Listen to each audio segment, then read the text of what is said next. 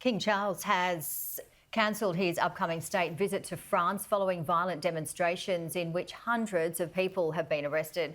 The visit was postponed at the request of French President Emmanuel Macron, who has become a focus of anger by protesters after he forced pension reforms through Parliament without a vote. Sky's Adele Robinson is in Paris and has more. Right now, these protests show no sign of abating. Even tonight, although it's not organised through the unions, there are going to be unofficial demonstrations in other cities, at Bordeaux and Lyon, for example.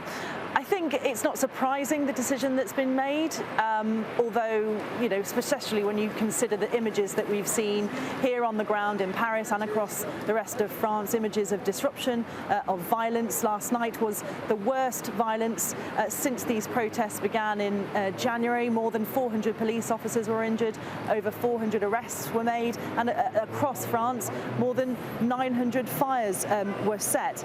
It's embarrassing, though, nonetheless, for Macron. What this has done is it's elevated a domestic issue to the international stage. It has, he's been forced to address this in Brussels at an EU summit alongside his EU peers. He spoke about the strike, as we've just hearing there, that's planned for next Tuesday as the main issue, and of course the violence on the streets too.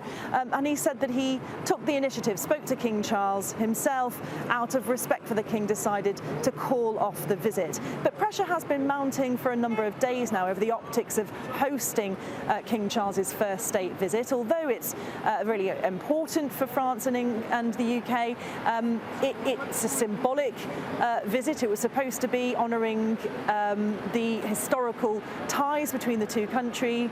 It was also not going to fit very well with those images that we're seeing right now of the tear gas, of the fires, of the streets burning, and of the violence too.